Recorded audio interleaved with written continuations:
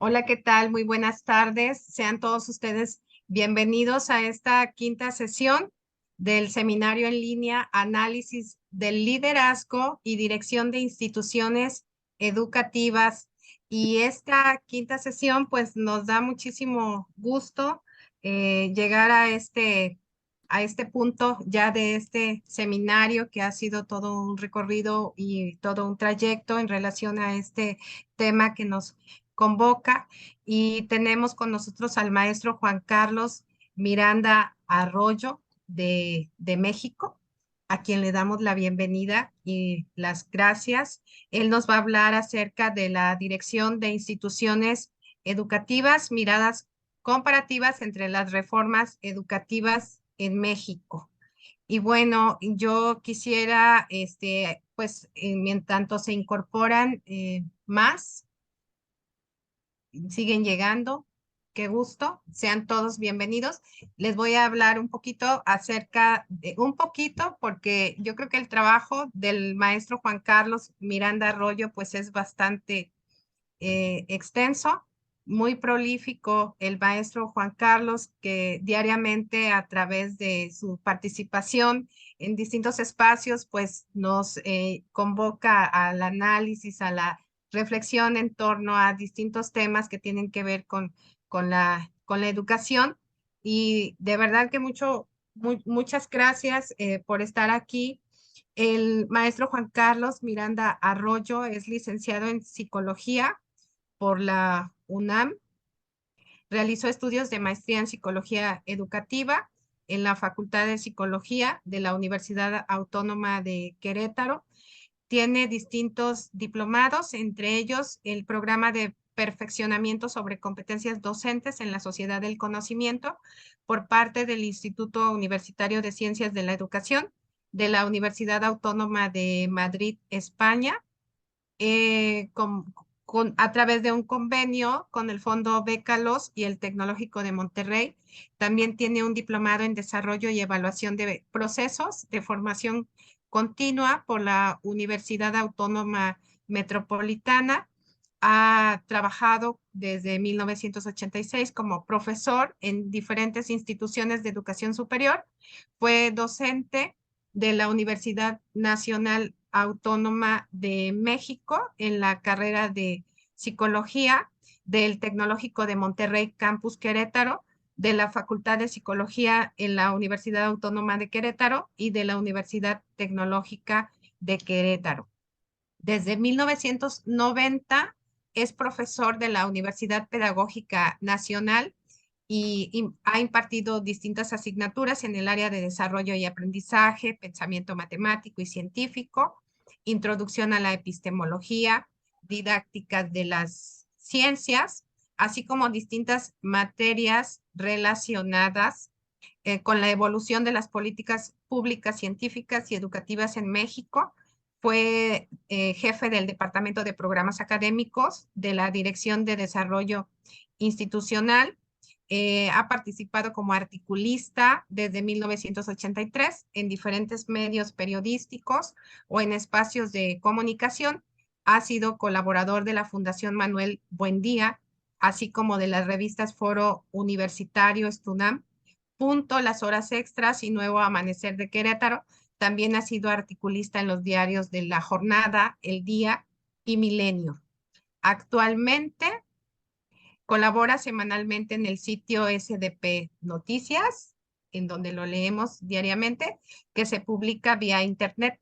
Es coautor de los libros Imágenes del Congreso Universitario por parte del ENEP Iztacala, UNAM, así como del Memorial del 68, coordinado por Daniel Cases de Ediciones La Jornada. Es autor de distintos libros, entre ellos ¿Dónde están los científicos?, textos sobre políticas de ciencia y tecnología en México, cambio educativo y políticas públicas en México. Tlatelolco es más que un minuto de silencio, por parte de Ediciones Epistemos Educativos, la crisis del reformismo educativo en México, que bueno, se ha presentado ya en distintas ocasiones a través de espacios de la red Interlíder. es coautor con la maestra Minerva Ramírez Mesa en relación a educación y pensamiento matemático infantil, que fue el más reciente en el 2022, y actualmente realiza su año sabático en 2023-2024 como profesor de tiempo completo de la UPN Unidad Querétaro, y próximamente llevará a cabo una estancia académica de 3 meses en la Universidad de Alcalá de Henares, España. Entonces, maestro Juan Carlos, pues qué gusto tenerlo esta tarde, y quiero darles la bienvenida a nombre de todas las instituciones que colaboran para que sea posible este seminario, entre ellos, pues la Red de Investigación y Práctica en Liderazgo Educativo Interlíder de la Universidad Pedagógica Nacional, Unidad 141 Guadalajara, de la Benemérita y Centenaria Escuela Normal de Jalisco, de la Universidad Estatal a Distancia de Costa Rica, y por supuesto que quiero hacerles extensivo un saludo de parte del doctor Miguel Ángel Díaz, que esta tarde, bueno, él se encuentra pues en otras actividades que pues hicieron prácticamente imposible que estuviera con nosotros, pero bueno, gracias de verdad por estar aquí, y vamos a iniciar con la presentación del maestro Juan Carlos, y al final vamos a tener un espacio de preguntas y respuestas para poder concluir, bueno, a la hora de que ya se tiene programada. Entonces, muchas gracias. Adelante, maestro Juan Carlos. Puede usted presentar Muchas pantalla. gracias. Gracias, en un momentito presentamos pantalla. Gracias, Mariana, por esta presentación.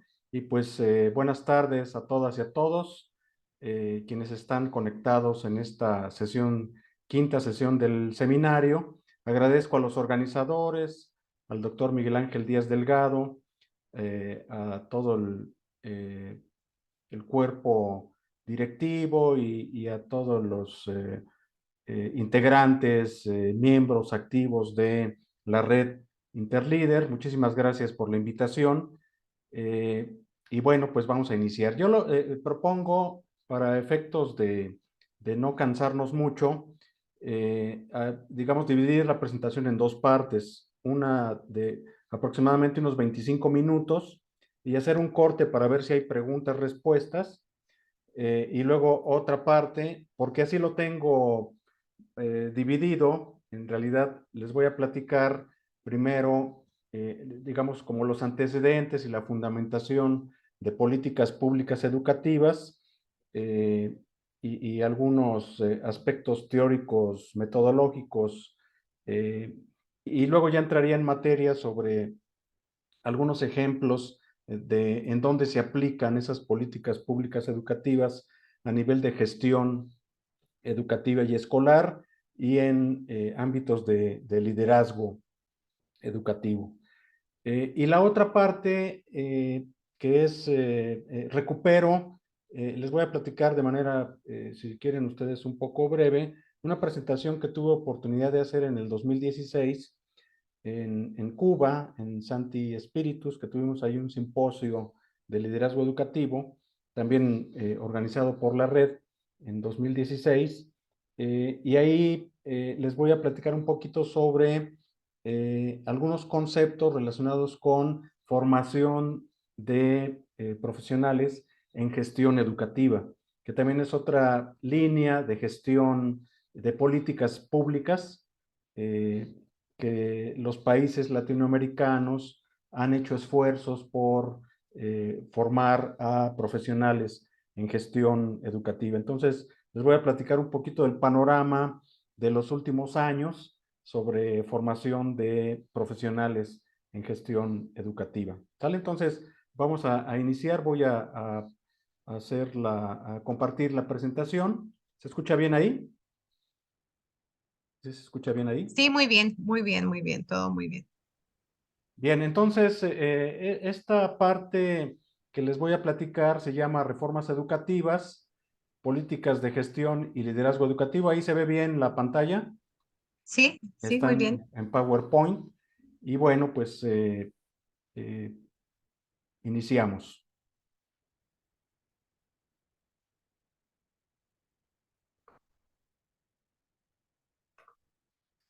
Como antecedentes, fíjense que quisiera que pudiéramos arrancar con esta parte de, imaginen ustedes que estamos hablando sobre un edificio. Ubiquémonos por un momento que somos arquitectos, aquí es una reunión de arquitectos, y vamos a ver tipos de cimentaciones, ¿sale? Y ese edificio es el edificio de las, digamos, la práctica de las políticas públicas en gestión, es decir, cómo los gobiernos eh, promueven, cómo los gobiernos orientan, cómo los gobiernos establecen límites a partir de ciertas reglas con respecto a la gestión educativa. Entonces, vamos a entrar un poco a los cimientos y esos son, llamémosle así, los fundamentos de eso. Y tiene que ver también, empezaría con esto de que tenemos que hacer una reflexión para entrar a esos cimientos del edificio, requerimos de hacer de una reflexión sobre el concepto de calidad. ¿Por qué? Porque en los últimos 30 años aproximadamente, el concepto de calidad es un concepto clave en el ejercicio de la gestión educativa y el liderazgo. Al final de cuentas, les voy a mostrar en una imagen gráfica que la unidad del sistema educativo son las escuelas, ¿no? La unidad operativa de funcionamiento del sistema educativo en cualquier nación son las escuelas. Entonces vamos a revisar esa parte. El concepto de calidad ha evolucionado. En un primer momento, el modelo estándar sobre la calidad la ubicaba en la línea de producción, o sea, era responsabilidad de los trabajadores. Si había alguna falla en la calidad, se hacía responsable a los trabajadores. Y estoy hablando de antes de la Segunda Guerra Mundial. En otro momento, después de la Segunda Guerra Mundial, con la creación del paradigma actual dominante, el concepto de calidad se definió de una manera diferente o de un modo diferente, y esta tiene su origen y desarrollo en el sistema. Es decir, ya la responsabilidad de la calidad de los productos y servicios no está centrado en el trabajador, sino está ubicado en el sistema como conjunto de relaciones complejas. Y más específicamente en las decisiones que toman los diseñadores de los sistemas. Y aquí entramos a una parte muy importante, muy importante. Y la pregunta es, para la reflexión, ¿quiénes son los que diseñan los sistemas educativos? ¿Quiénes son los que trazan los planos de los sistemas educativos? Y se van a llevar una sorpresa, no son los maestros ni las maestras, no son los directivos escolares quienes diseñan esos planos. ¿Saben quiénes son? Son políticos, legisladores, tomadores de decisiones, funcionarios de alto nivel. Ellos son los que han definido, por ejemplo, el diseño de instituciones. Déjenme decirles, en México, la formación de maestros, aunque no de directivos, porque no tenemos escuelas de formación de directivos escolares, lo único que tenemos como gran fortaleza nacional en México es las escuelas normales. Las escuelas normales fueron diseñadas desde el siglo XIX, a finales del siglo XIX, para formar docentes, para formar profesores y profesoras. Y en otras naciones el diseño no fue así.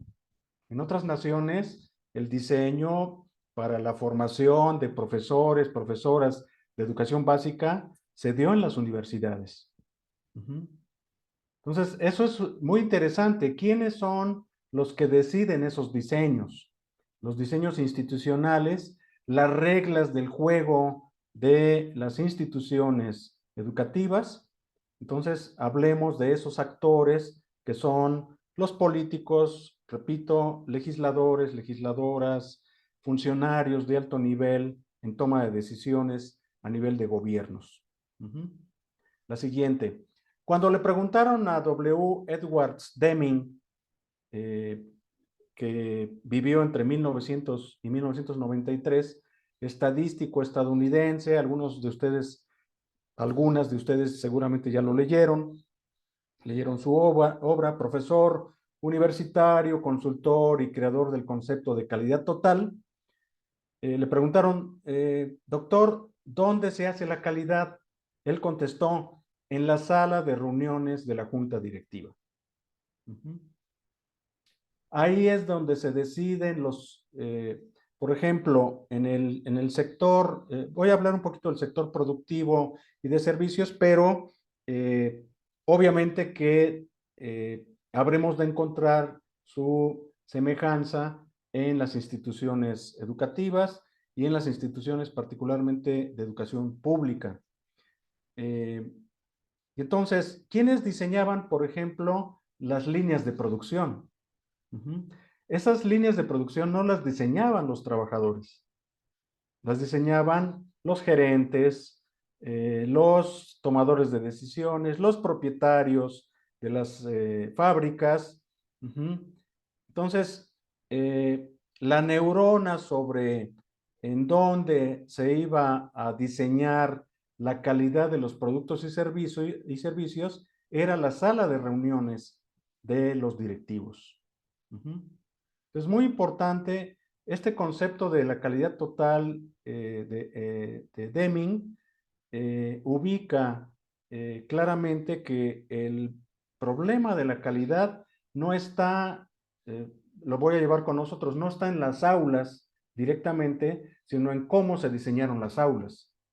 Y eso no estuvo en la cancha de los docentes, estuvo en la cancha de los legisladores, de otros funcionarios. Al final de cuentas, muchas de las aulas en donde trabajamos, los docentes, fueron diseñadas incluso hasta por ingenieros, arquitectos, administradores, en fin, no necesariamente por profesionales de la educación.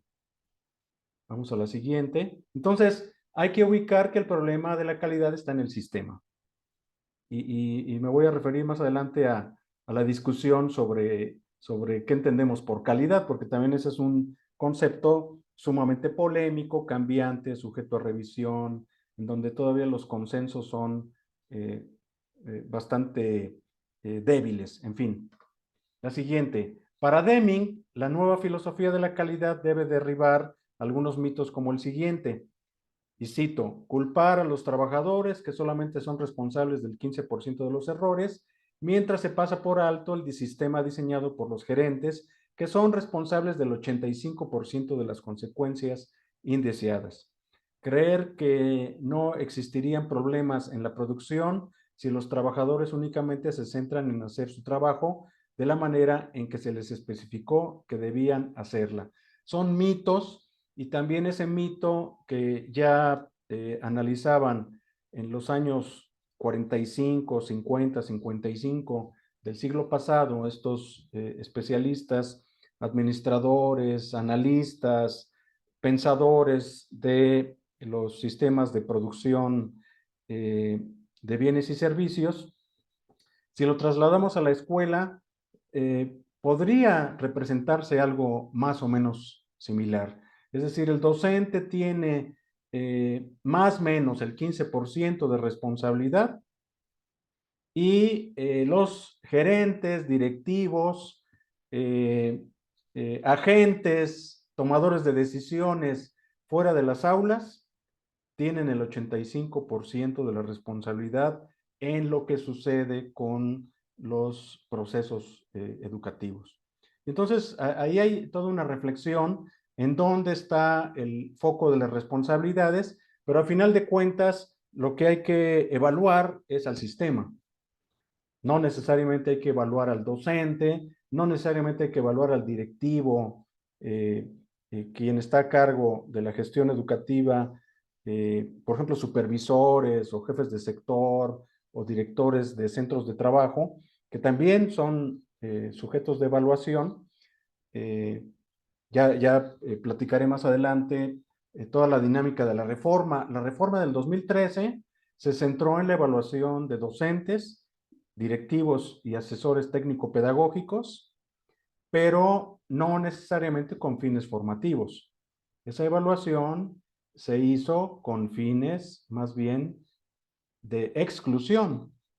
Es decir, a partir de un acuerdo que México tomó, en el caso de México, la reforma del 2013, a partir de acuerdos que toma México con la OCDE, una de las características, uno de los elementos de la política pública del acuerdo México-OCDE era eliminar a los docentes, a los profesores, a las profesoras que no cubrían con un perfil delimitado y que no cumplían con, digamos, ciertos requisitos de desempeño en las aulas. Entonces, se estableció el servicio profesional docente y establecía muy claramente que había la posibilidad de remover de su cargo a profesoras y a profesores, a directoras, directores o a asesores técnico-pedagógicos.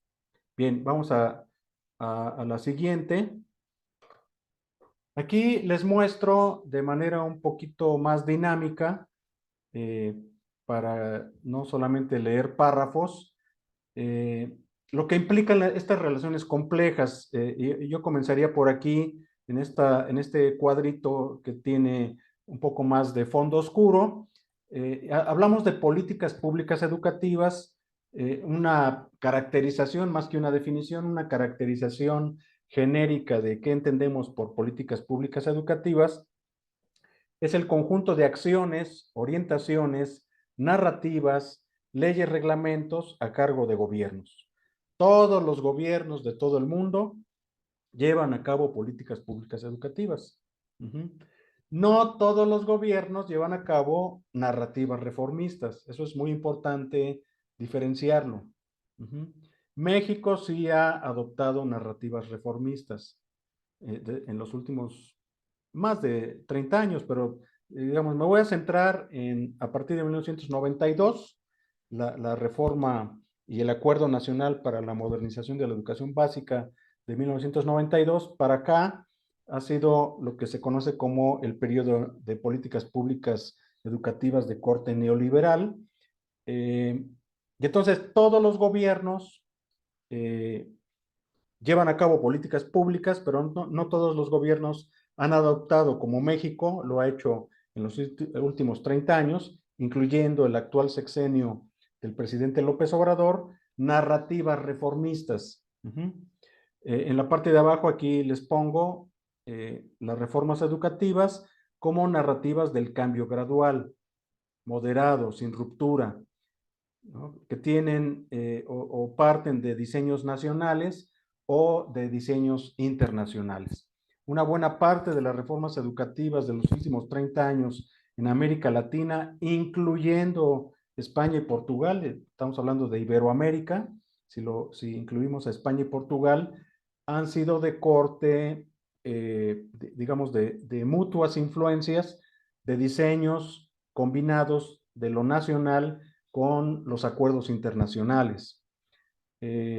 Los países han firmado ciertos acuerdos, han firmado convenios con organismos internacionales y a partir de ahí se establecen agendas de, por ejemplo, la evaluación de la calidad como sistema, ¿no? Esa es una premisa. Déjenme decirles, por ejemplo, en México, el Instituto Nacional para la Evaluación de la Educación, que nació en el año 2002, en época del presidente Fox, nace el Instituto Nacional para la Evaluación de la Educación y su objetivo principal de esa institución fue evaluar al sistema, no evaluar a las personas, ¿eh? Eso se ha de pronto confundido mucho o se ha creado ese mito maravilloso de que el INEE evaluaba personas, no evaluaba personas. El INEE tenía entre sus funciones, una muy importante fue coordinar el Sistema Nacional de Evaluación Educativa. Y ese Sistema Nacional de Evaluación Educativa tenía muchos componentes, trabajaba sobre muchos indicadores, pero a final de cuentas de lo que se trataba era de evaluar el sistema educativo. En fin, ya después el instituto se volvió organismo constitucionalmente autónomo en el 2013, y con las reformas constitucionales del 2019, pues desapareció el instituto. Bueno, por lo menos desapareció su nombre y sus funciones principales y su carácter autónomo, y entró en su lugar, como ustedes saben, la Comisión Nacional para la Mejora Continua de la Educación. Aunque la mayor parte del personal del INEE, personal mandos medios, algunos directores todavía siguen trabajando ahí, del antiguo INEE, siguen trabajando en la Comisión Mejor Edu. Pero bueno, cierro ese paréntesis. Vean que las políticas públicas educativas, entonces, como conjunto de acciones, orientaciones, narrativas, leyes, reglamentos a cargo de los gobiernos, pues tiene impacto y su razón de ser, pues es el sistema educativo nacional. ¿Cómo lo definimos o cómo lo caracterizamos, más que una definición? Como el conjunto de instituciones educativas que no nos referimos a lo físico, sino más bien nos referimos a las personas, a los grupos, con sus reglas y sus culturas específicas. El sistema educativo nacional, por ejemplo, en México es muy complejo. Estamos hablando de más de 1.200.000 trabajadores de la educación en todo el país, y digamos, la organización del sistema educativo tiene como muchos componentes. Nada más, por ejemplo, en educación básica hay subsistema federal que cohabita con sistema estatal en muchos lugares. Tenemos diferentes formas de organización sindical de los profesores y las profesoras. Tenemos diferentes modalidades, por ejemplo, en educación primaria tenemos educación primaria regular, pero también hay educación primaria indígena, y hay, por ejemplo, educación secundaria y secundarias generales, secundarias técnicas, telesecundarias. Hay una enorme variedad y diversidad de formas de organización dentro de lo que llamamos ese complejo. Por eso el título de esta imagen es Relaciones Complejas, Sistema Educativo Nacional. La unidad, entonces, de operación de estas llamadas instituciones educativas que componen al sistema es la escuela como unidad, ¿no? La unidad básica del sistema educativo. Vamos a la siguiente.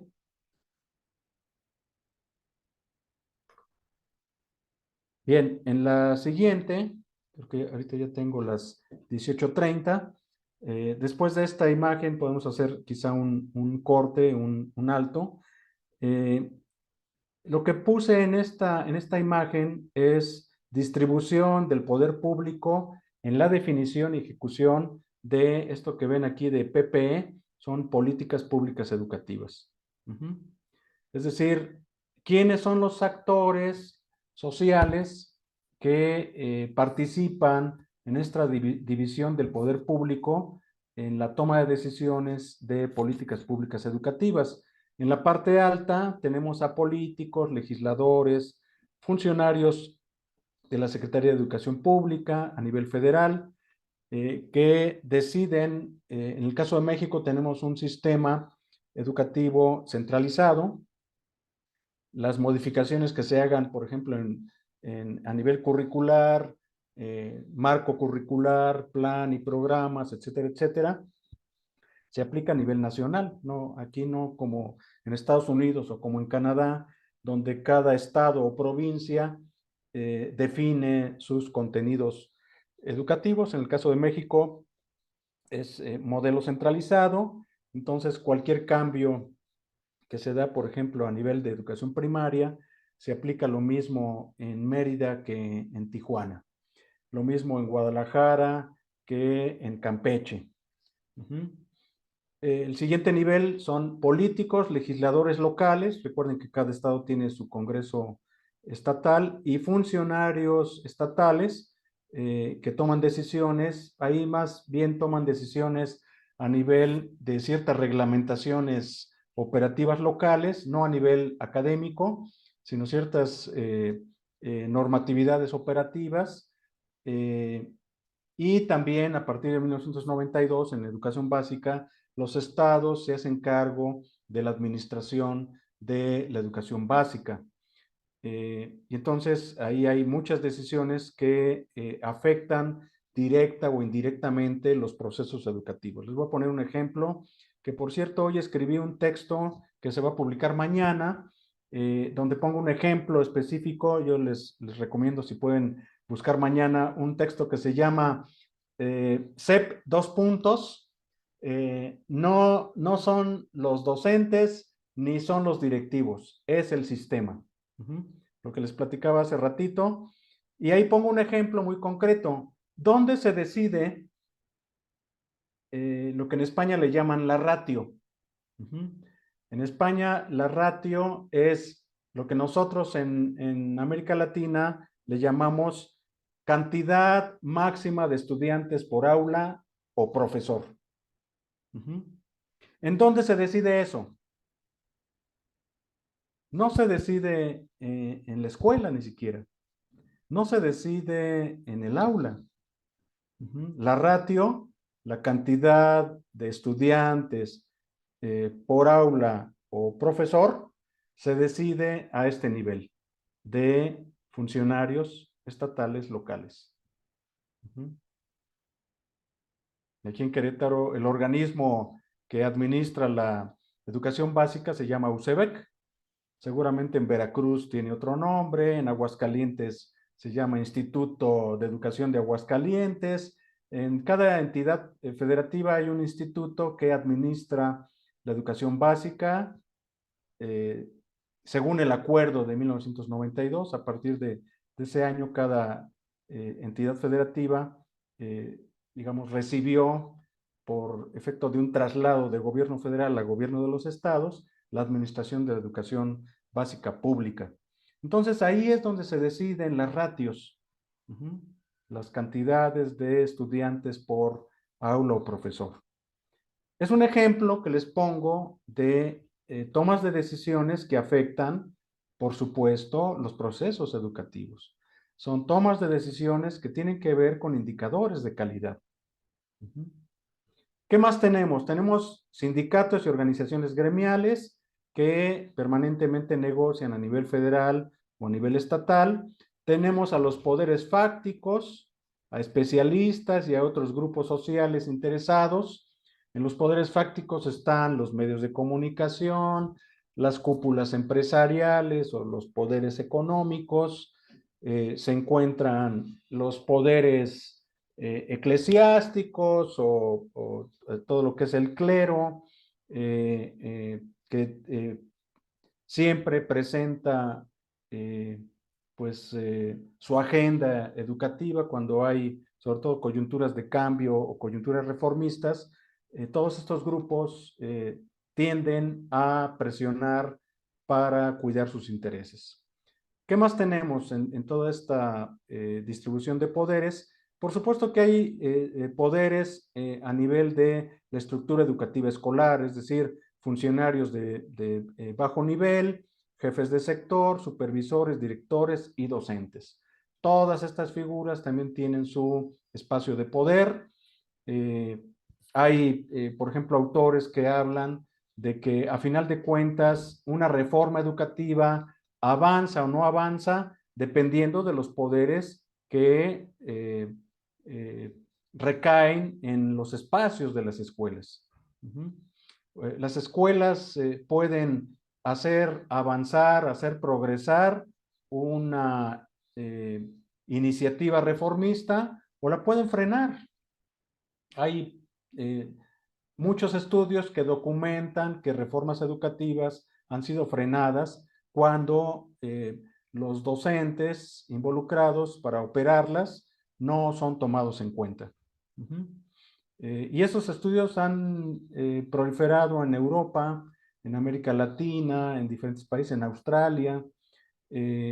Por ahí, si me da tiempo, y creo que sí hay por ahí una imagen, tengo una imagen de un libro de 1990 que documenta este riesgo de reformas que han abortado porque al no haber hecho consultas con los docentes, sobre todo de educación básica, las reformas tendieron a fracasar. Y en otro último cuadrito aquí tengo algo muy importante que hay que tomar en cuenta para efectos de la gestión educativa y la definición de políticas públicas educativas, es el diseño de los consejos técnicos escolares y los consejos, diversos consejos de participación social o asociaciones civiles de padres de familia, padres, madres de familia o familias en general, ¿no? No solamente la figura paterna, no solamente la mamá o el papá, sino también el abuelito, la abuelita, el tío, la tía que participan en estas asociaciones civiles directamente involucradas con la formación de sus hijos o de sus nietos o de sus sobrinos o de sus ahijados. Entonces, que esto en México que opera a nivel de educación básica, que llamamos consejos técnicos escolares, es una figura que ya aparecía en la legislación en los años 70, 80 y que fue retomado apenas en el año, más o menos en el 2013, se retoma el Consejo Técnico y se relanza como un espacio, sobre todo, y así lo marca la reglamentación específica de los consejos técnicos, repito, se actualizó en 2013 por parte de la Secretaría de Educación Pública. Su función primordial es de gestión educativa y escolar. ¿Qué ha pasado últimamente? Aquí nada más les doy un dato de lo que ha pasado últimamente en la coyuntura del cambio curricular. Se ha forzado o se ha llevado, se ha presionado por parte de la Autoridad Educativa Federal para que los consejos técnicos también se conviertan en espacios formativos o de formación continua para docentes. Y esa es una desviación. Ahí se está desvirtuando el propósito fundamental, el rol principal que tienen los consejos técnicos escolares, que es fundamentalmente de coordinar los trabajos de gestión educativa, no coordinar los trabajos, digo, en todo caso, una de las tareas de la gestión educativa sería la formación continua de docentes y directivos, pero no sustituir el espacio de la gestión por una de sus líneas de trabajo. Y una de las líneas de trabajo de los consejos técnicos escolares, por supuesto, que es la formación de quienes lo integran. Ahora, la Secretaría de Educación Pública eh, debería de respetar los espacios, tiempos y la agenda de los consejos técnicos y trabajar fuertemente los procesos de formación continua a través de otros mecanismos. Pero por el momento parece ser que se están ahorrando mucho dinero al ocupar los espacios, tiempos de los consejos técnicos en tareas de formación continua. Bueno, ese es, digamos, un asunto muy local a nivel de país. A lo mejor en Costa Rica no es así, puede ser que en otras naciones, en Chile, no sé, en Brasil, en otros lugares, no es así. En México, así es como opera. Bien, ¿qué les parece si hacemos un alto en el camino y escuchamos por ahí algunas preguntas? Mariana, ¿cómo ves? Sí, claro que sí, adelante. No sé si alguien guste activar su micrófono, si no pueden, con todo gusto se lo O, activo. o no sé si en el chat hay algo. En el chat, pues hay saludos. Bienvenidos sean todos ustedes nuevamente a esta quinta sesión.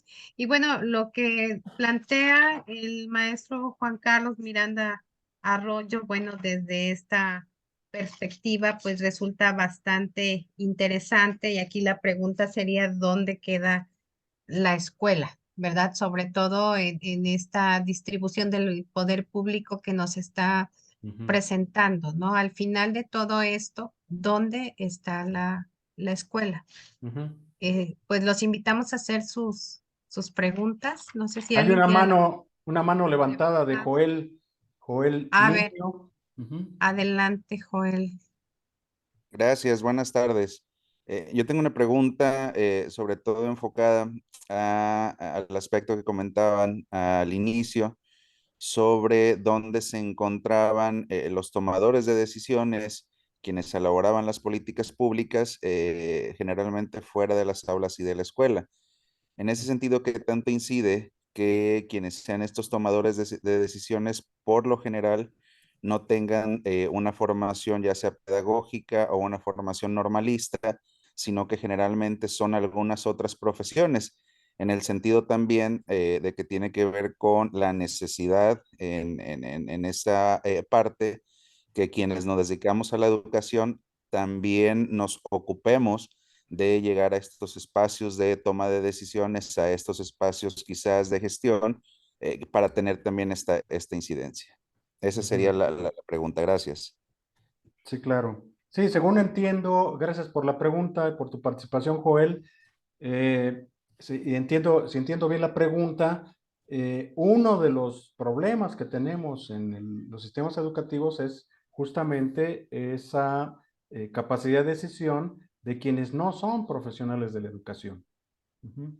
En el caso de Querétaro, les voy a poner un ejemplo un poco más concreto. En el caso de Querétaro, lo que hemos observado, no del sexenio actual, sino de periodos anteriores, que a nivel de la administración local, de la administración de la educación básica del estado de Querétaro, hay muchos funcionarios que son administradores o son contadores o son ingenieros, y ellos son los que toman decisiones que afectan de manera directa los procesos educativos.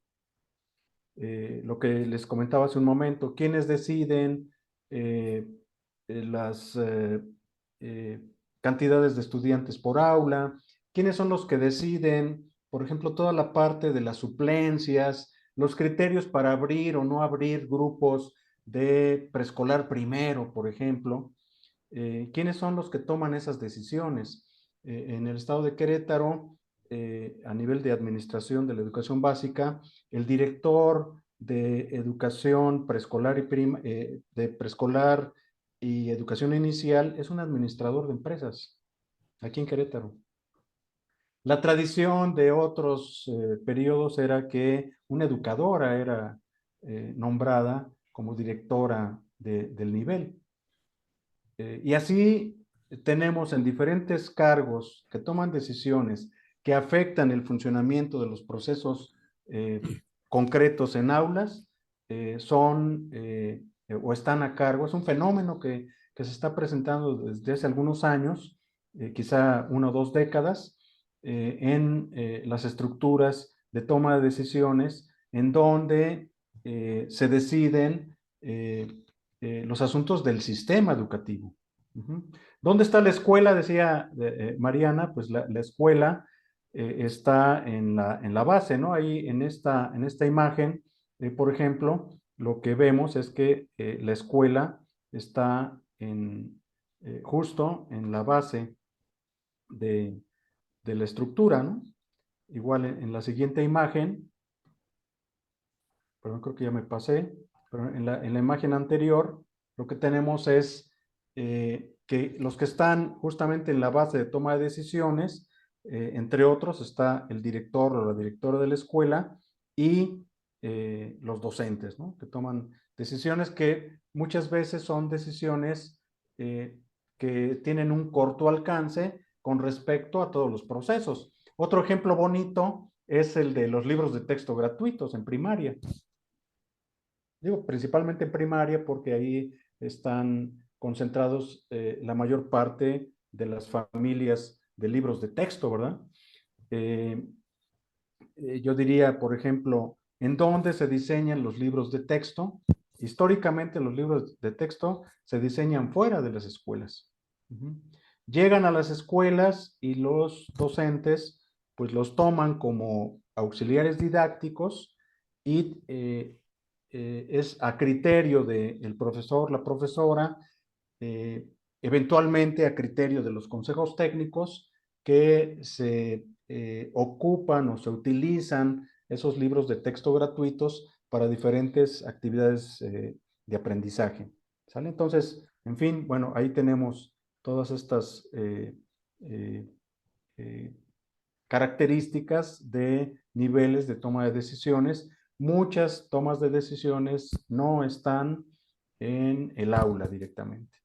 Nos han hecho creer, muchas narrativas reformistas nos han hecho creer que la decisión más importante de la calidad de la educación está en el aula y particularmente en el docente, ¿no? Y entonces se le cargó, se le puso al docente prácticamente en el banquillo de los acusados.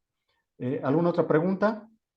Sí, Yo que aquí en el chat hay una participación. No sé si el maestro Isaac quiera activar su micrófono. sí, Y también Adelante. hay otro comentario de la maestra Marta González. Dice, el gran problema en México en cuestión de políticas educativas es que cada cierto periodo, en especial cada sexenio, se hacen cambios de planes y programas sin dar tiempo antes de evaluar si funciona o no. Todo depende de la política y los partidos. Sí, maestro Isaac, adelante. sí, bueno, yo estoy de acuerdo con buena parte del análisis que hace Juan Carlos, solo que quiero destacar que la última reforma que se ha dado o que se está dando es parte de la anterior, modificándola, pero que sí tiene elementos nuevos que no alcanza a analizar a lo mejor, pero que, por ejemplo, yo en el estado de Jalisco también se padece similar la situación de un estado como el de Guanajuato, que ha gobernado un tipo de gobierno con cierta ideología, pues que ha predominado. Y aquí con nosotros en Jalisco también.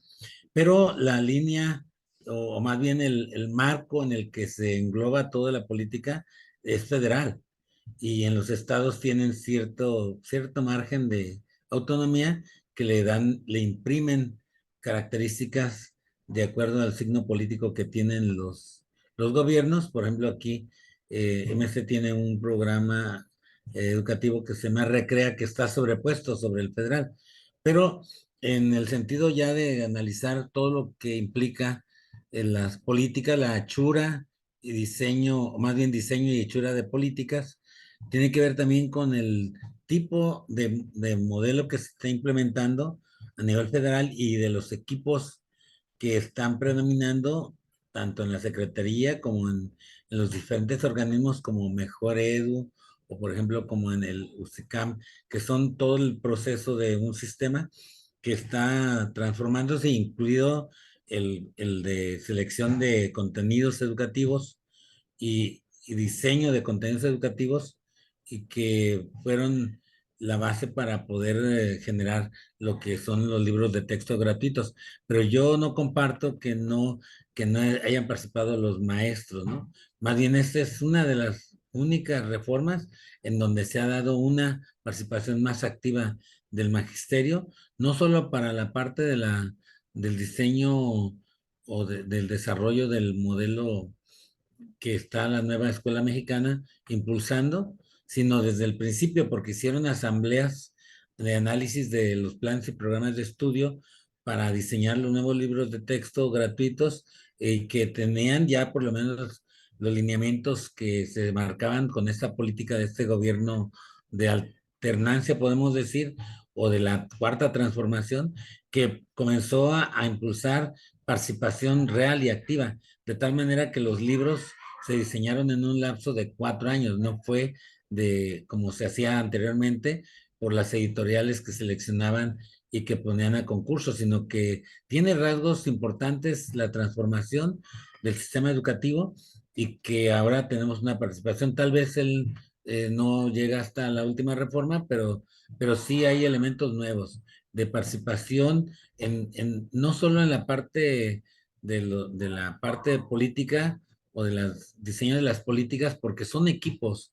Como antes estaba un equipo, el de Estado Moctezuma, ahora entra otro equipo de Xochitl Moreno, de todas ellas que están, eh, que están impulsando lo que serían las transformaciones del sistema.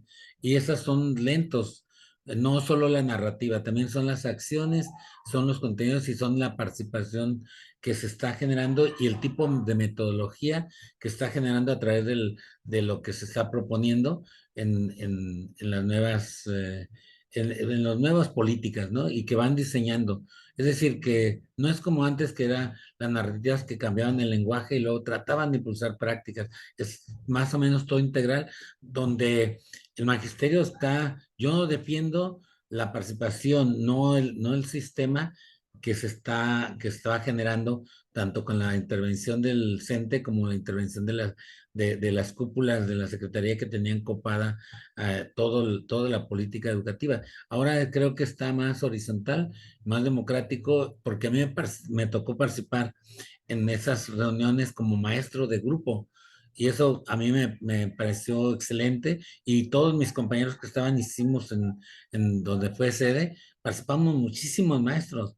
Y no solo para eso, sino para diseñar también cuáles son, que deberían ser, y por parte de la región donde yo iba, se diseñaron algunas propuestas que era articular el sistema productivo con el sistema educativo por niveles y se recogieron muchas de las propuestas. Entonces yo creo que en esta propuesta de la nueva reforma que se está impulsando a través de la nueva escuela educativa, tiene elementos distintos que sería bueno que se consideraran como parte diferenciada de las demás, de las que el maestro Juan Carlos está abordando. Y bueno, esa es mi participación y mi opinión. Gracias. Gracias, maestro Isaac. El maestro Juan Carlos se desconectó por un momento, pero yo creo que alcanzó a escuchar parte de su participación muy interesante que tiene que ver la implementación del plan de estudios actual y la participación de los maestros en el diseño de los libros de texto. Maestro Juan Carlos, no sé si quiere hacer algún comentario al respecto.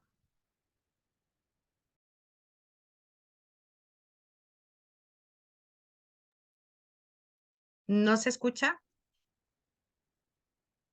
No tiene activo su micrófono. Ahora sí, ya. Ya, ahora Ahí, sí ya. ¿verdad? Gracias. Sí. Sí, nada más mi comentario muy breve es, sí está considerado esta parte de las acciones.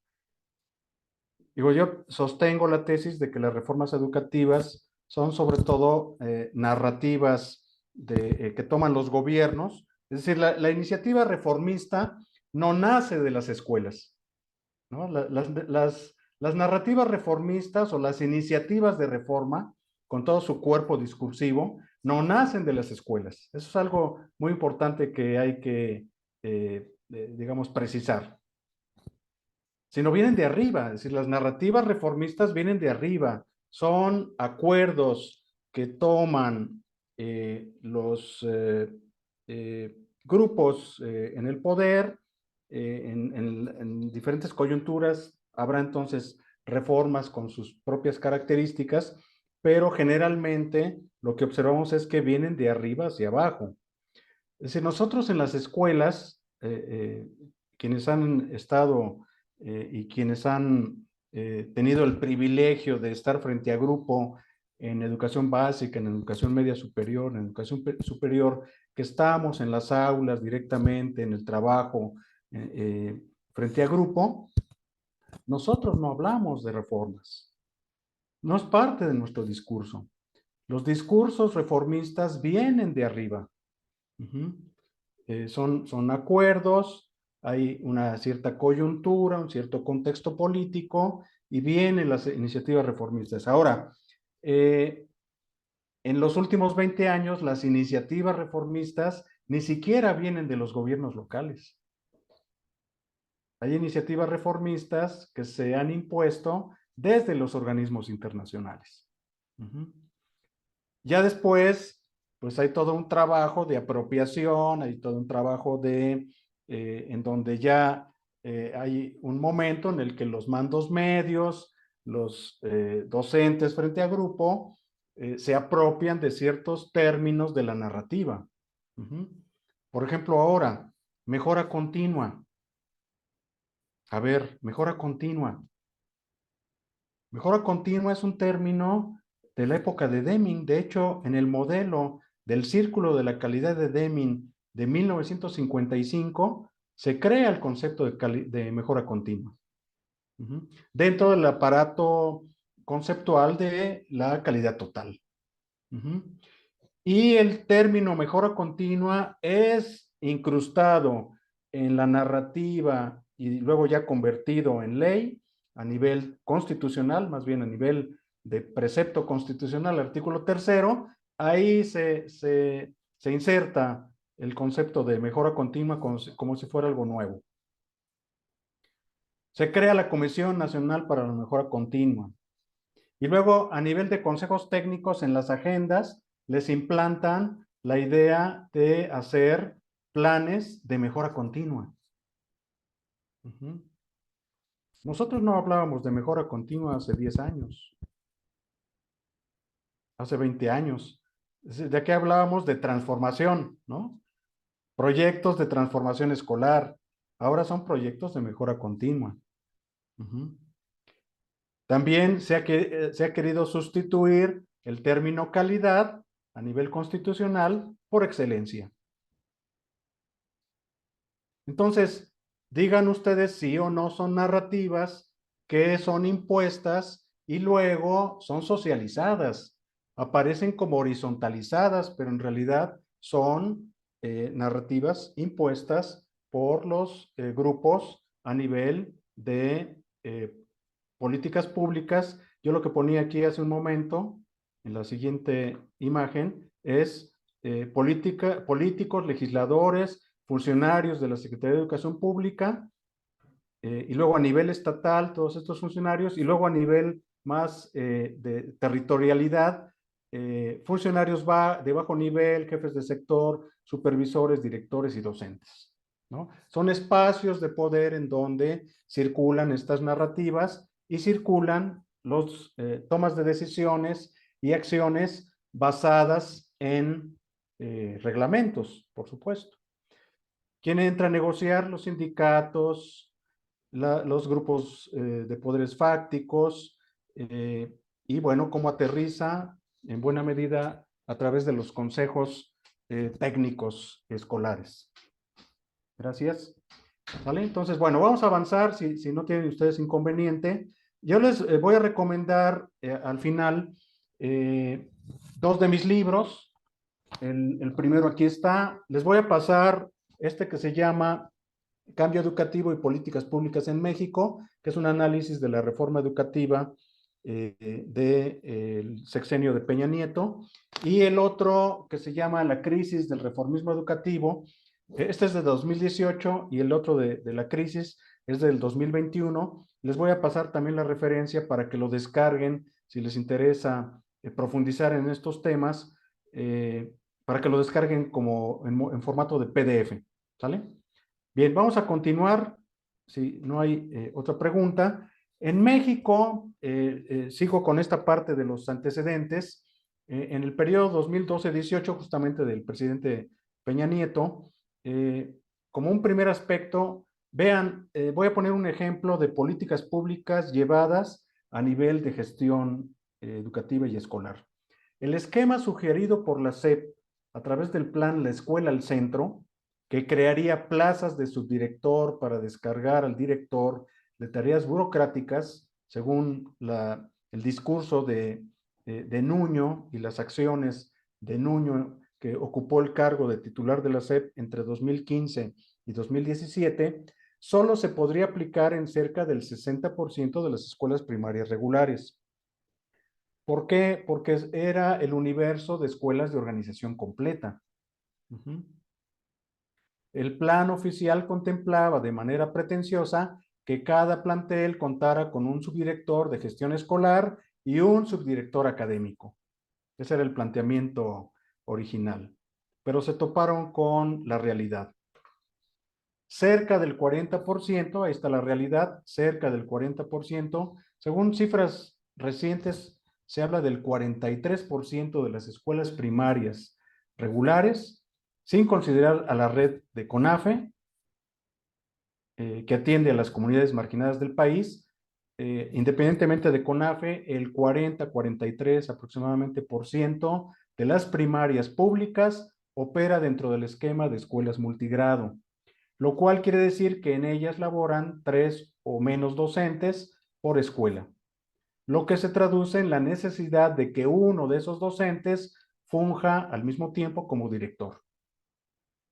Y de todo ese universo hay un grupo, un subgrupo, digamos, de escuelas que se llaman unitarias, donde es el único docente, tanto en preescolar hay esa figura, ese formato, como en primaria, de escuelas unidocentes o unitarias, les dicen, donde el docente atiende a todos los niños de todos los grados de primaria o a todos los grados de preescolar y al mismo tiempo es el director.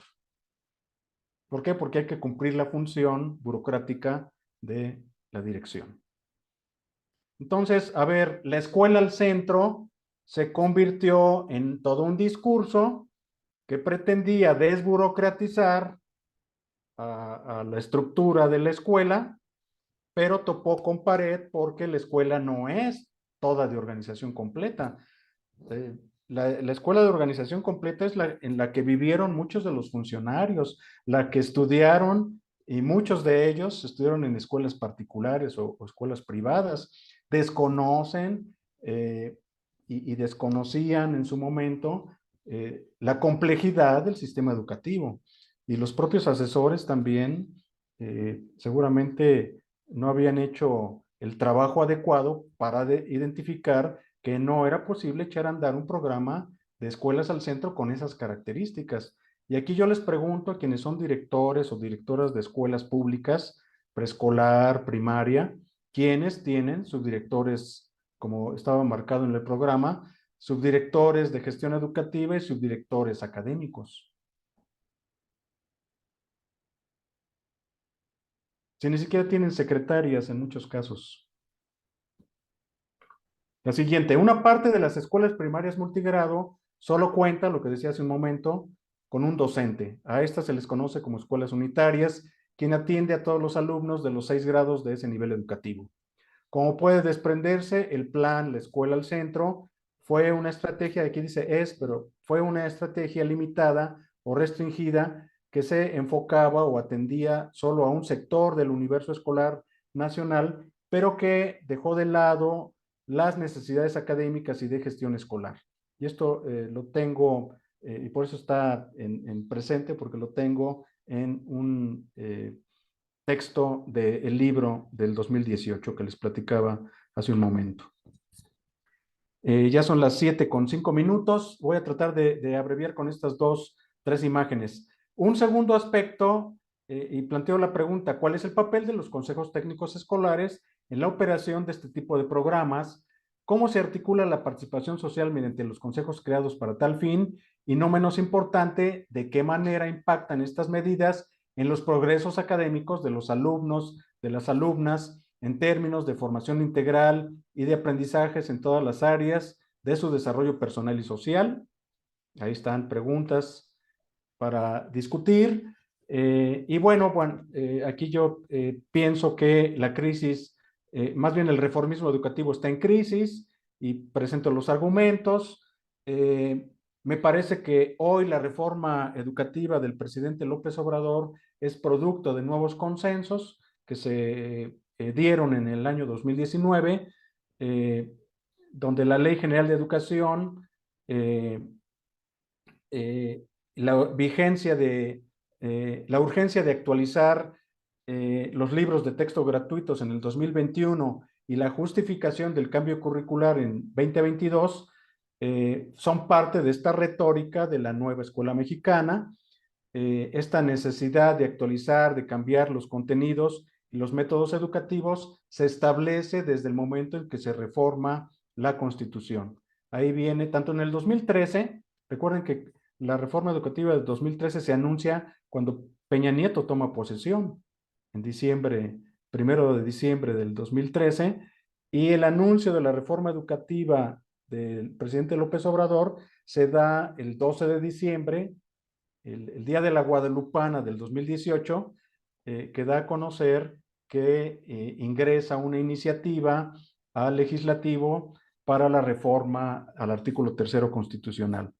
Ahí, en ambas iniciativas de reformas al artículo 3º, viene ya predispuesto que habría cambio curricular. El problema para ambos sexenios no solamente fue ese, que comenzaron sus reformas al meterle mano a la Constitución, sino que el problema es que la reforma curricular, tanto del sexenio de Peña Nieto como del actual, se dan hasta el final del sexenio. Es un problema de operación, es un problema de planificación y de ineficacia de los equipos que tomaron a su cargo los procesos y las políticas públicas educativas. Es decir, estamos ya a menos de un año de la entrega del poder por parte del presidente López Obrador, y estamos discutiendo todavía los términos de la reforma curricular y sus materiales auxiliares, que son los libros de texto gratuitos. A nivel de currículo escolar, autoridades educativas y magisterio deben reconocer que el diseño, el análisis y el desarrollo curricular son elementos de un campo de estudio especializado y que por lo tanto se necesita formación profesional especializada para entender los cambios de los paradigmas curriculares y de los cambios que fundamentan, que argumentan los cambios en los contenidos y los métodos de enseñanza y de aprendizaje. Hay un viejo debate sobre las teorías y métodos de diseño del currículo escolar que hay que recuperar, y que si no se da esta formación o se dan solamente embarradas de formación de este asunto que es especializado, pues vamos a tener una serie de desajustes en el momento ya de operar los cambios pretendidos. Pues, Maestro, sí, ya vamos a maestro, perdón. terminar. Sí. No lo apresuro ni mucho menos. Es que estaba escuchando muy bien, pero de repente como que hay una ligera interrupción. No sé si sean sus audífonos a ver, continúe y ya le comento, Sí, por a mí favor. también. Yo te escucho también un poco con deficiencia. Ajá. Entonces, es muy probable que sea mi equipo. Si me permiten, me voy a pasar al equipo de MINE, que creo que está un poco más, tiene más capacidad, y ahí continuamos. Si me dan un minuto, me paso al equipo de MINE y ahí terminaríamos la sesión con un par de diapositivas que les quiero presentar. Por ejemplo, ahí se sigue escuchando mal, Maestra Rosalba, ¿verdad? usted no sé si pueda, Se si escucha se mal. escucha un poquito mal. Sí, Me voy sí, a pasar pensé que. entonces al Sí se escucha mal, doctor Juan Carlos. equipo. Sí, no se preocupen. Si me permiten, mientras Claro, se adelante, acomoda. adelante, maestro Sí, Isaac. yo estoy de acuerdo con el doctor Juan Carlos que, bueno, en esos periodos que están marcados dentro de un periodo neoliberal, sí fue así, porque además había un Estado privatizador y entonces todo iba a privatización desde las escuelas hasta cualquier situación escolar en la elaboración de libros. Eran más de 200 editoriales y que se disputaban pues porque incluso ya estaban haciendo bonos para privatizar las propiedades de las escuelas, es decir, los edificios con los bonos que daban de inversión educativa que se le llamaron y porque estaban dentro de un modelo de tipo de gobierno. Entonces, este gobierno actual eh, tiene elementos de ese tipo, reformista, pero con otro marco ideológico y otro marco jurídico que precisamente se reformaron esas leyes precisamente el artículo 3º, porque ahí estaba metida uno de los elementos que había generado la visión punitiva hacia el magisterio, para tratar desde ahí, tratar de contener la inconformidad que había sobre esa reforma impuesta. Entonces, eso creo que son elementos que hay que tomar en cuenta para complementar el análisis del doctor Juan Carlos, y también de que la parte de la reforma que está impulsando no es que se va a detener, porque están pensando en en una continuidad de un proyecto de transformación o de una transformación del sistema político en el cual está incluido el sistema educativo. Entonces, bueno, sí hay elementos que me gusta pues participar y dar mi punto de vista para complementar. Yo no soy analista las reformas, pero sí puedo dar cuenta de lo que yo alcanzo a visualizar o a discriminar de lo que ha sido otras reformas con estas. Y a mí me ha tocado desde la del 72 de Echeverría y vivirlas casi todas, y sí tiene razón en la parte del análisis. Pero también preguntaría, ¿qué experiencia hay de que una reforma y las políticas, diseños y hechuras e implementación de las políticas educativas se haya dado desde la base? O algún país donde se haya hecho eso y haya tenido éxito, que pues nos lo pueden narrar, porque si bien es cierto que las políticas se han impuesto con todos los consensos que ya nos han narrado, pero entonces, ¿qué experiencia hay de que haya procesos paralelos donde desde la base se puede ir impulsando también un proceso paralelo que vaya a empatar lo que viene de arriba hacia abajo y lo que va de abajo hacia arriba, que son una dinámica que yo encuentro en la actualidad, que el gobierno sí diseñó ciertamente muchas de las políticas, pero hizo partícipe a los maestros no solo en eso, sino que en la parte de lo que son ahorita los programas analíticos, que se basan mucho en articular los contenidos con que le llaman programas sintéticos, que son los contenidos ya diseñados por los especialistas, que en realidad fueron muchísimos especialistas también y muchísimos maestros que participaron en cada uno de los ámbitos que se han ido transformando. Por ejemplo, ahorita ya no hay concurso para la diseño de libros para la venta en privado, sino que todos los que han participado han sido porque tienen el interés y quieren aportar, y eso a mí me parece algo rescatable. Bueno, en términos pues de dar mi opinión. Está bien. Sí, muchas gracias. Ahí ya se escucha mejor mi voz.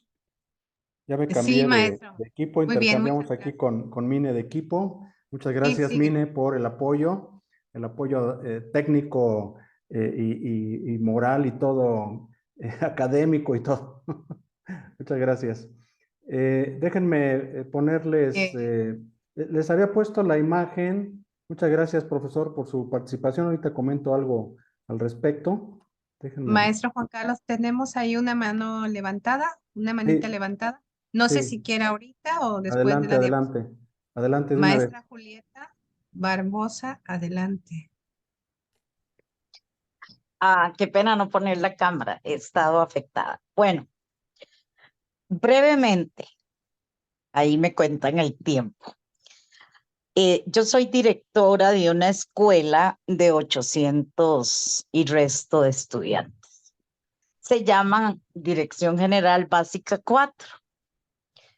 En 32 años que tengo de ser entre docente y 15 directora, yo he notado mucho, y lo digo por experiencia vivita y propia, que nosotros y nosotras, como directores, directoras, sí tenemos aquí en Costa Rica una libertad de acción en nuestra comunidad y en nuestra escuela.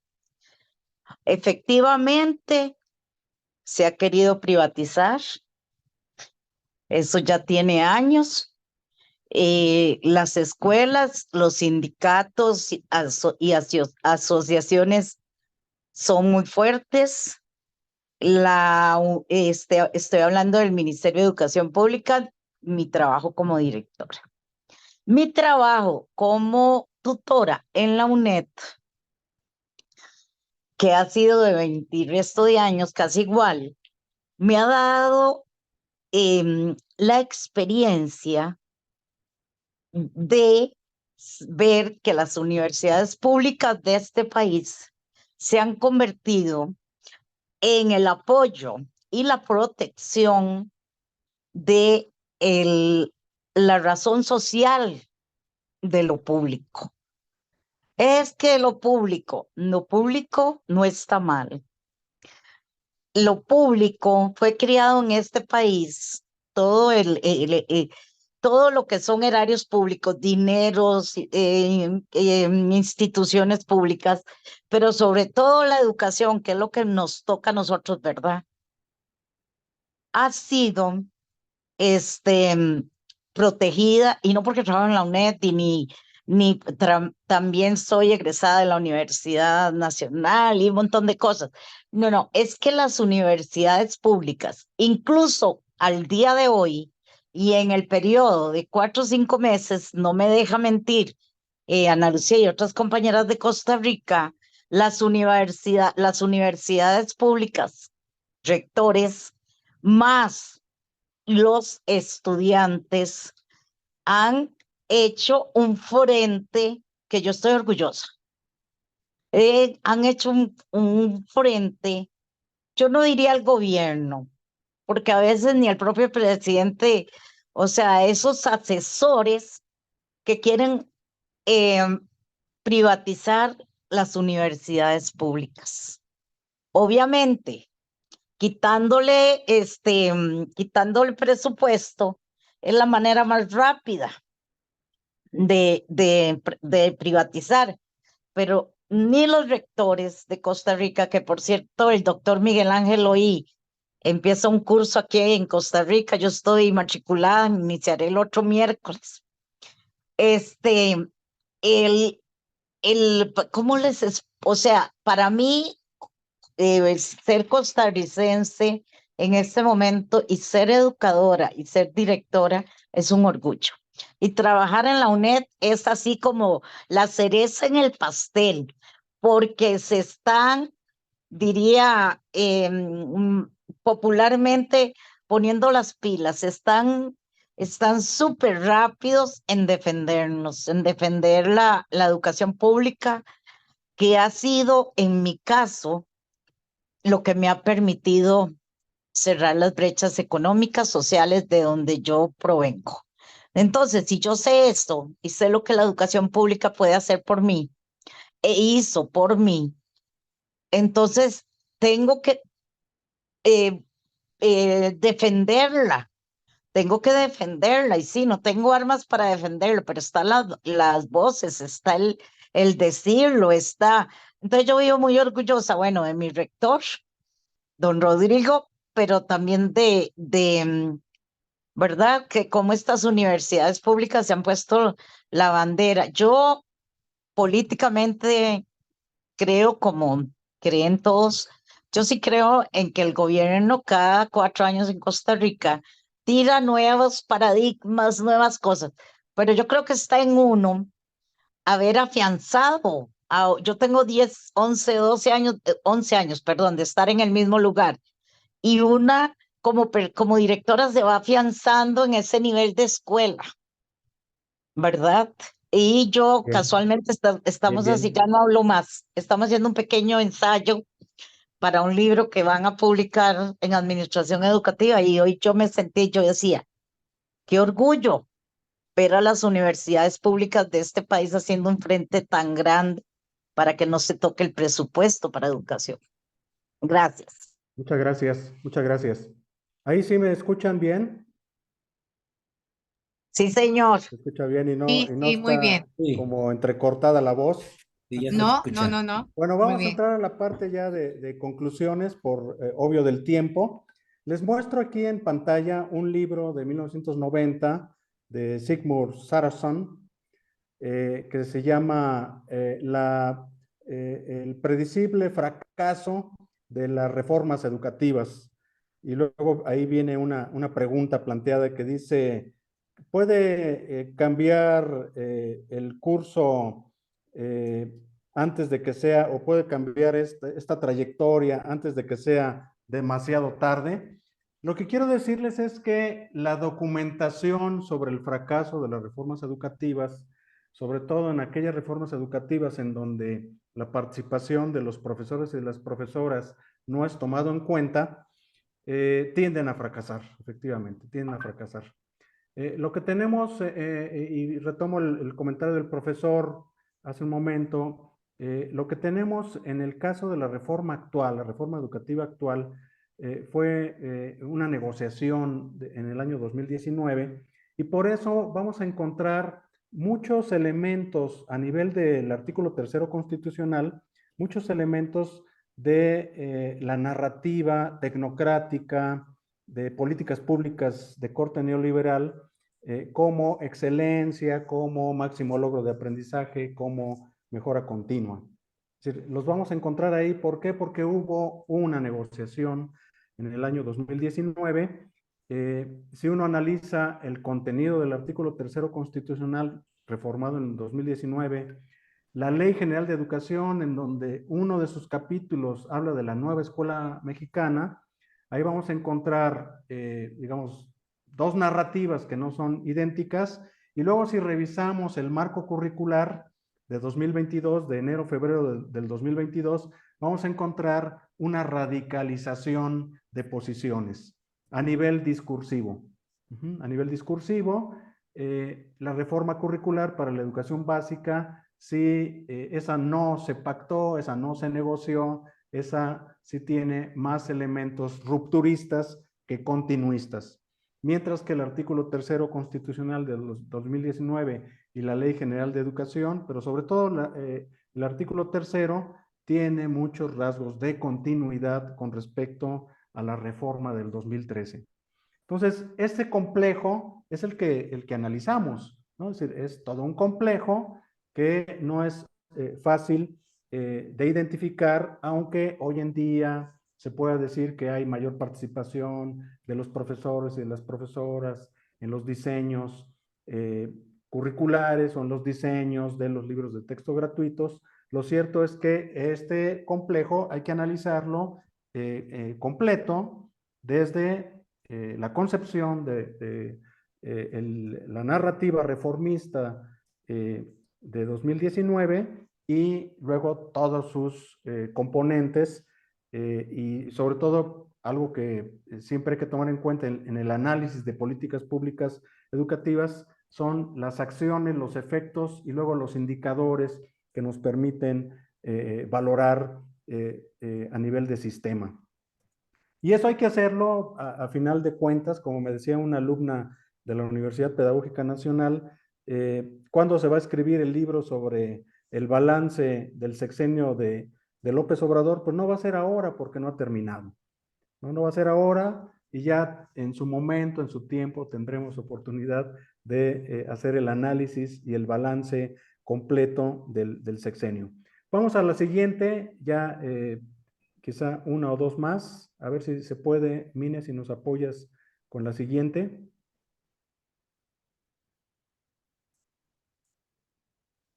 Bueno, aquí vienen algunas preguntas que me hicieron en una sesión académica con profesores, directores, asesores de secundarias generales aquí en Querétaro, y que las pasé para que ustedes las tengan, que son preguntas muy interesantes que plantea problemas, incluso algunos como para desarrollar algunas líneas de investigación. ¿Cómo fortalecer la formación del directivo escolar para enfrentar los retos pedagógicos ante el marco curricular 2022? ¿Cómo promover la práctica reflexiva en el docente para el crecimiento profesional ante los retos del Plan de Estudios 2022? ¿Cómo puede trascender la educación a través de la labor del docente y reconocer y usar su autonomía escolar? Y ahí entro en un tema muy importante, esta reforma curricular, como la anterior, plantean la autonomía escolar. Y también recuerden que hay otro término que se ha utilizado también desde 2013 y ahora, que es la autonomía curricular. Autonomía escolar, autonomía curricular y autonomía docente son tres términos, digamos, relativamente recientes, que es importante recuperar en el caso de si buscamos comprender, digamos, las claves de la reforma educativa de la actual administración. ¿Cómo favorecer las capacidades, habilidades de los directivos y docentes para garantizar, vean el término máximo logro de los aprendizajes, que es un término del sexenio pasado, en el alumnado desde el planteamiento de una educación emancipadora? ¿Cómo puede una institución educativa en un programa analítico correlacionar los ejes articuladores con los contenidos sintéticos y los temas de relevancia social propios de la comunidad? Gran pregunta, como para mucha discusión.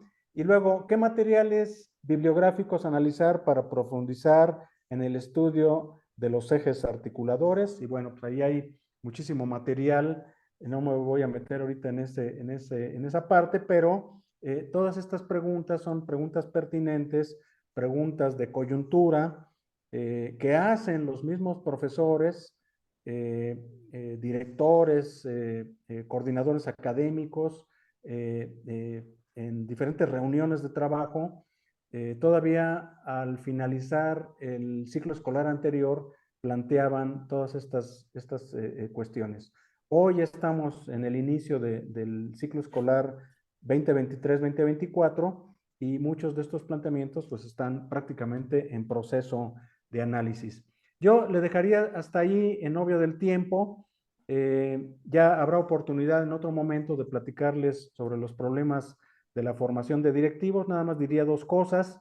Una, no existen en México escuelas formadoras de directivos de escuelas de educación básica. Lo que tenemos son ciertos componentes, y hay estudios ya también al respecto, hay estudios desde el año 2000, donde se localizan componentes dentro de programas académicos diversos. Centros de actualización del magisterio, aquí está la maestra Rosy, que puede avalar lo que estoy diciendo, UPN, Normal Superior, entre otras, tienen programas con componentes formativos en gestión educativa y escolar, pero no hay un diseño institucional en donde para ser directivo primero te tengas que formar en una escuela a nivel profesional y luego entonces puedas concursar por una plaza o por una clave 21 de director, ¿no? Lo que tenemos hoy es que si eres docente, aparece la convocatoria, te inscribes, hay una serie de requisitos y entre otros hay una evaluación estandarizada y luego entonces ya si ganas el concurso pasas a ser director, pero no hay una formación profesional previa. Lo que tenemos es una formación en acto, ¿no? Una formación in situ. Es decir, tú te formas siendo director. No hay una formación profesional previa. En otras naciones sí lo hay. Entonces es interesante, digamos, esa parte. Y otra parte también sumamente relevante es el asunto de los incentivos económicos. Es decir, tenemos toda una burocracia instalada, legitimada desde hace 2 sexenios aproximadamente, pero que se consolidó en el 2013 con el servicio profesional docente y luego hoy con USICAM, o bueno, la ley del sistema para la carrera de las maestras y los maestros, y es un dispositivo para, entre otras cosas, entregar incentivos económicos a la cima de la meritocracia. La pregunta es aquí, ¿por qué no mejor se dan aumentos salariales a todos los docentes sin tenerlos frente a una zanahoria? ¿Por qué no dar aumentos salariales generalizados y no solamente a la cima de la meritocracia académica y educativa. ¿Cuánto nos cuesta UCICAM, ¿no? La parte de la administración de la unidad del servicio del sistema para la carrera de las maestras y de los maestros, lo que se le paga a la directora Adela Piña, lo que se le paga a los directores y a todos los funcionarios que operan centralmente esa unidad, yo hice un análisis hace unos meses del presupuesto y es casi el mismo presupuesto anual que recibe UPN, así de ese tamaño, ¿no? Es la operación de la Universidad Pedagógica Nacional, con todo lo que ello implica, tiene, digamos, una cantidad de millones de pesos que es casi la misma que tiene UCICAM. Entonces, imagínense una burocracia dedicada a filtrar burocráticamente los incentivos económicos en una lógica totalmente de políticas públicas neoliberales, pues es lo que tenemos hasta el momento en México. Y bueno, serían esos dos aspectos que quería comentar con ustedes relacionados con las políticas públicas de gestión escolar y educativa. Muchas gracias a todos por su tiempo y por sus participaciones. Gracias, doctor, que esté bien. Gracias, maestro Juan Gracias Carlos. a todos. Gracias a todos. Así es, pues ha sido una sesión muy Juan Carlos. interesante. Gracias, Esta doctor. quinta sesión. ¿Quiere alguien preguntar algo? Un minutito. A ver, adelante. ¿Quién Pues a mí habló? me gustaría, yo. A ver, Rosalba. adelante. Rosalba, adelante. Sí.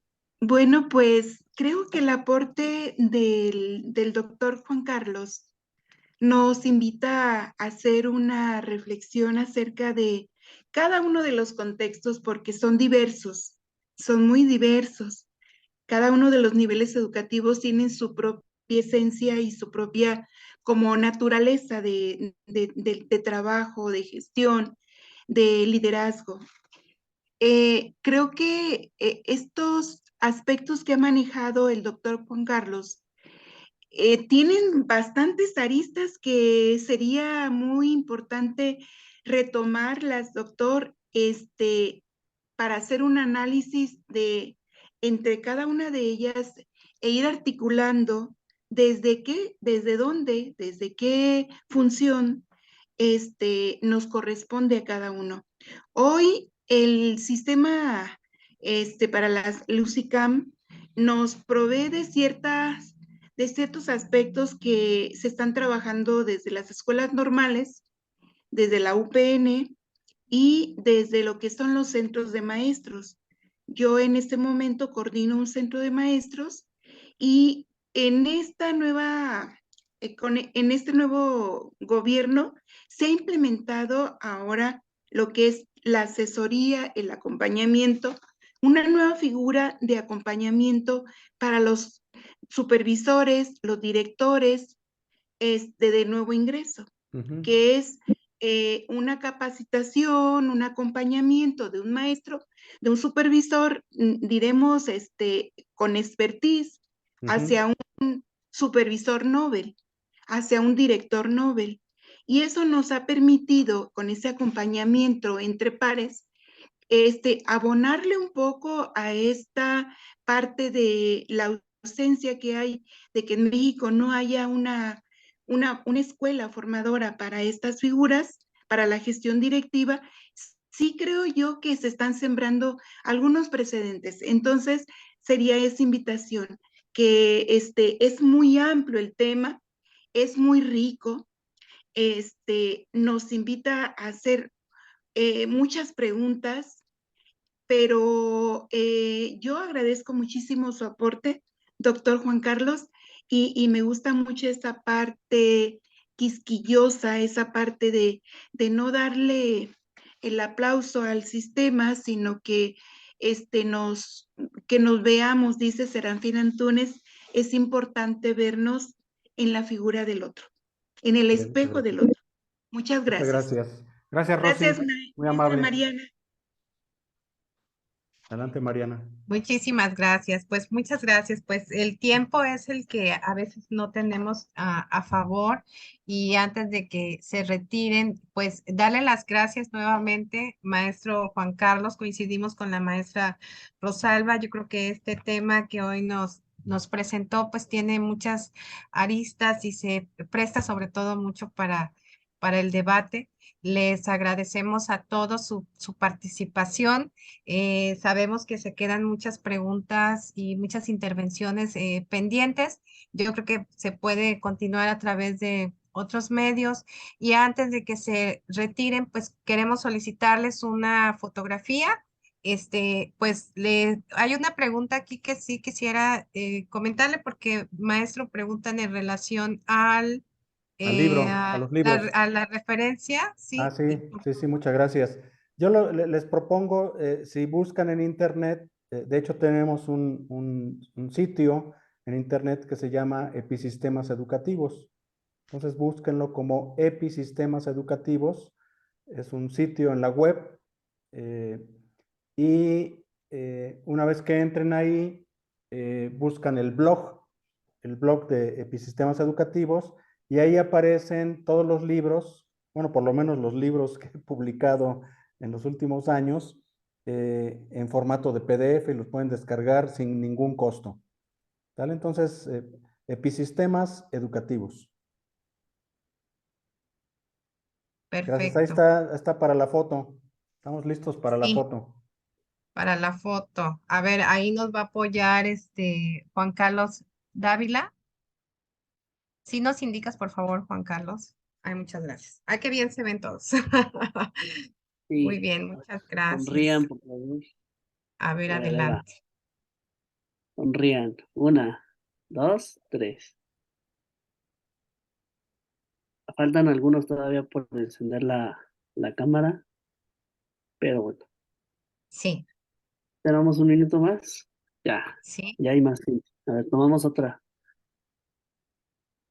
1, 2, 3. Sonrían.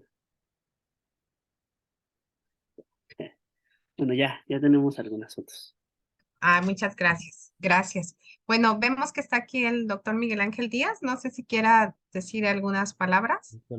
Bueno, nada, muchas gracias, Minerva. Hoy se cruzó la actividad del seminario con una actividad que me pusieron de docencia y tuve que estar ahí y agradecerles su presencia, recordarles nada más que tenemos abierta la convocatoria. Nuestra intención es que no solo hagamos reflexiones aquí, sino que podamos sistematizarlas, que escribamos al respecto y que envíen. Ya hemos recibido algunas contribuciones al libro de liderazgo educativo en México, en donde estamos tratando temas como este sobre reformas educativas en México de manera comparativa, internacional, pero también estamos recibiendo otro conjunto de ensayos, de resultados de investigación y de resultados de proyectos de intervención educativa sobre el fenómeno del liderazgo educativo en México. Entonces, pueden encontrar esta convocatoria en interleader.org.mx para que, por favor, pues todas y todos ustedes son profesionales de la educación muy reflexivos y que algunos de ustedes con expertise en investigación y en trabajos también reflexivos, analíticos en la educación, por favor, envíenlos. Y pues agradecerles, maestra Mariana, una extraordinaria conducción seguramente, al maestro Juan Carlos y a todas y todos ustedes. Aquí está justamente la imagen. Ahí hay un personaje que todos conocemos, ¿no? Nuestra colega querida Alicia, la maestra Alicia, de la Red de Investigación y Práctica en Liderazgo Educativo, una líder sin ninguna duda docente. Y pues pueden enviar su manuscrito a red.interleader@gmail.com. Son bienvenidos ensayos académicos que pueden salir de las discusiones que hemos tenido aquí mismo en nuestro seminario, resultados de investigación e intervenciones de la práctica educativa. Agradecer por último también a las instituciones que nos han apoyado para desarrollar este seminario de liderazgo educativo y análisis de la dirección de organizaciones educativas, como son la Universidad Estatal a Distancia de Costa Rica, la Universidad Pedagógica Nacional, Unidad 141 de Guadalajara, la Benemérita Centenaria Escuela Normal de Jalisco y la Red de Investigación y Práctica en Liderazgo Educativo. Muchísimas gracias, maestra Mariana. Sí, muchas gracias, doctor Miguel. Bueno, pues ya nada más finalizaría invitándolos ya para la última sesión, la sexta sesión, el próximo 20 de septiembre. Y bueno, esta ocasión estará el maestro Olman Leonardo Bolaños Ortiz desde Costa Rica. Muchísimas gracias, le mandamos un gran saludo y un gran abrazo y esperamos pues vernos pronto en el próximo simposio. Y él nos va a hablar sobre políticas educativas en México y Costa Rica, una mirada comparativa al liderazgo de instituciones de educación superior. Y bueno, pues muchas gracias a todos, nos despedimos y pues gracias por estar aquí. Gracias, maestro Juan Carlos, gracias, Mine. Nos vemos pronto. Bye bye. Gracias, saludos a Gracias, todos. gracias, gracias, gracias.